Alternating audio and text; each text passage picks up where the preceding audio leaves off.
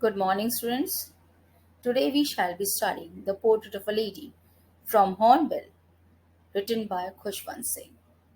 So let's talk about the author first. Khushwant Singh was born on 2nd February 1950 and he died on 20th March 2014. He was a famous author, lawyer, diplomat, journalist, and politician. His experience during the partition of India inspired him to write Train to Pakistan in 1956, which became his well known novel. In 2007, he was awarded the Padma Vibhushan, the second highest civilian award in India.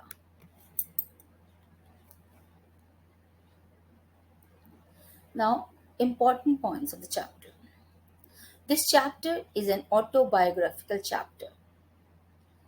This is the story of the author.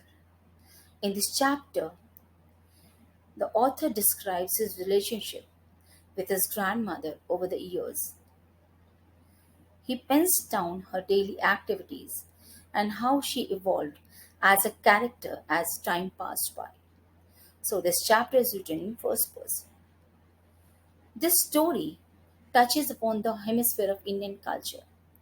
In Indian culture, the grandparents take the charge of teaching their culture to their grandchildren. In the same manner, the grandmother took the charge of teaching her culture to her grandson. So, the grandmother is the true embodiment of the term lady. In this chapter, the author described her inner beauty through her persona, making her appearance beautiful. Now, the theme. The portrait of a lady revolves around the emotional attachment between the author and his grandmother. In reality, the narrator's greatest influence in his life has not been his parents or the things he may have learned in school. Rather, it is his grandmother's influence in his life which has shaped the author. From a young boy to a grown man, she has always been there for him. The chapter is divided into three phases. The first phase, when the author and the grandmother lives in a village. They had a strong bond with each other. The second phase, when both of them moved to the city, and there their bonding started weakening up. Last phase, when the author went to study in university. The chapter starts with the physical description of the grandmother. The author talks about his grandmother. He had known her for the past 20 years, and she had always been old and wrinkled. Whenever anybody told the author that his grandmother was once young and pretty and had a husband, it was very difficult for the author to believe that. His grandfather's portrait hung on the wall, in which his grandfather wore loose fitted clothes, a turban, and a long white colored beard that reached his chest. His grandfather appeared so old that the author thought he could have many grandchildren, but not a wife or children. The author could never imagine that once his grandmother was young and pretty. He could not connect to this idea. Whenever the grandmother used to tell him about her childhood memories, like the games she used to play as a child, the author found those stories illogical and disrespectful because it was beyond his imagination to think that his grandmother was once a child and played such games. He thought that her life stories were like the other moral stories which she used to tell them. In the second paragraph, the author gave physical description of his grandmother. His grandmother was short, fat, slightly bent in posture, and her face had lots and lots of wrinkles. She seemed so old that she had never been the same for past 20 years. According to the author, she was beautiful but not pretty. Over here, the author wants to talk about her inner beauty. She walked around the house in an awkward manner, wearing spotless white clothes, with beads of rosary hanging in one hand and other hand rested on her back for support. She had grey hair, which was not combed. She was constantly chanting prayers. Now, over here, the author compares his grandmother to the winter landscape in the mountains, which has a peaceful and calm feeling. She was a live example of a pure white peace emitting entity. Then, the phase one of their life. The author lived with his grandmother in the village. They were good friends. His parents left his parents left him with her to settle in the city. The author's grandmother used to wake him up every morning and get him ready for school. She would recite her morning prayers while she bathed and dressed him up. And the author loved her voice, but he never tried to memorize a word of it. She would make his things ready, like a wooden slate, a tiny earthen ink pot, and red pen. The author used to eat a thick stale chapati with butter and sugar sprinkled on it. After that, both of them used to go to school, and his grandmother carried stale chapatis with her to feed the village dogs. Now, why did his grandmother accompany him to school? Because the school was attached to the temple. When the priest used to teach the author the alphabets and the morning prayers, the grandmother used to sit inside the temple and read the scriptures. When both of them have finished, both of them walked back together, and this time they used to feed the village dogs. The village dogs used to follow them to their house, growling and fighting with each other for the chapatis they threw at them. After that, phase 2 started. When Arthur's parents were settled in the city, both of them called them to city. Now, that was a turning point in their relationship. Although the author and his grandmother still used to share the same room, but now the grandmother couldn't accompany her grandson to school. The author got admission in an English medium school and he started boarding a school bus. In the city, there were no stray dogs, and now the grandmother started feeding the sparrows in their courtyard. As the years passed by in the city, their interaction reduced. For some time, the grandmother continued to wake him up and would help him getting ready for the school. Whenever her grandson returned, she would ask him that what he had learned in the school. Now the author told her about English words, little things of Western science, learning, law of gravity, Archimedes' principle, the world being round. These things made her unhappy. As she did not know the language, she could not help him with the lessons. And she was unhappy with one important thing because at school, Nobody taught him about scriptures and gods. One day, when the author returned, he told her happily that they were being given music lessons. Now, that news disturbed her because, according to her, music was indecent.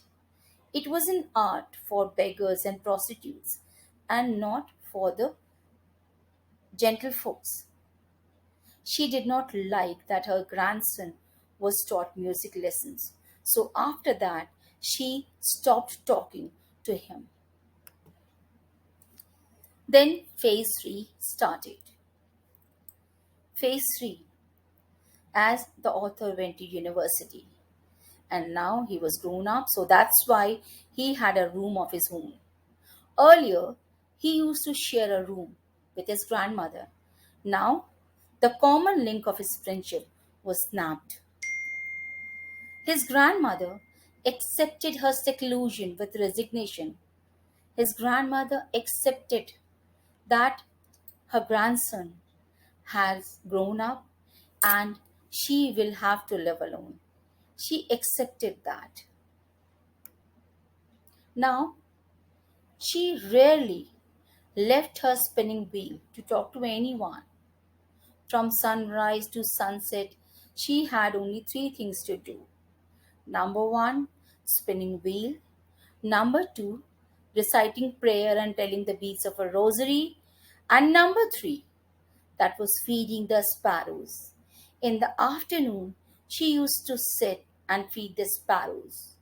While she used to sit in veranda, thousands of sparrows used to come together and collected around her. They used to sit on her head, on her shoulders, on her legs, but she never shooed them away because it used to be the happiest half an hour of the day for her. After that, the author decided to go abroad for further studies. He believed that it would be the last time he would see her, as he would be going for around 5 years, and 5 years is pretty big time. So he did not expect that he'll be able to see his grandmother whenever he'll return from abroad. As they all reached the station, she held him tightly and kissed his forehead. The author thought it was the last physical contact with his grandmother. The wet impression of her lips was dear to him. But his grandmother did not turn sentimental at all. After 5 years, when he came back, the grandmother again came to receive him. She looked just the way as she did 5 years ago, not a day older. She held him again in her arms, and even at that time, she was reciting a prayer. She noticed on the first day of his arrival, sorry, the author noticed on the first day of his arrival that only sparrows would make her happy. But in the evening, a change was noticed in her behavior. She did not follow her regular routine of praying. She collected few women from the neighborhood, got a drum, and started singing with them. She thumped the drum and sang alone. The family persuaded her to stop as she might get ill due to exhaustion. Next morning, she fell ill. Though it was a mild fever, the doctor was called and doctor told them that it would go away. But the grandmother took it differently. She told her family that she would die soon as her end was near. She started praying again as she did not want to waste her last hours in talking to anyone, not even to her family members. The family protested, tried to stop her, but she did not. After some time, she The beads of a rosary fell from her hand, and they knew that she is dead. A peaceful pallor spread on her face. The family lifted her from the bed, laid her on the ground, and wrapped her with a red colored cloth. After that, they went away to prepare for her cremation. The sun was setting and had lit her room and veranda with a blaze of golden light. When the family members came back, they stopped halfway in the courtyard. All over the veranda and in her room, right up to where she lay dead, thousands of sparrows were sitting silently near her. The author's mother thought that they must be waiting for breadcrumbs, so she fed some bread for the birds. But the sparrow did not notice it all. They sat there silently. When the dead body of the grandmother was taken away, the sparrows flew away just after that. Next morning, the sweeper removed the crumbs. From the ending of the story, we came to know that the birds, the sparrows, were so sensitive. They did not make any noise. When the grandmother was alive, they used to create a veritable bedlam of chirpings. But now, after her death, they sat silently and they were mourning over her death. Now, the important phrases. First, the thought was almost revolting. It means it was very hard for the author to believe that once his young grandmother was young, pretty, and beautiful.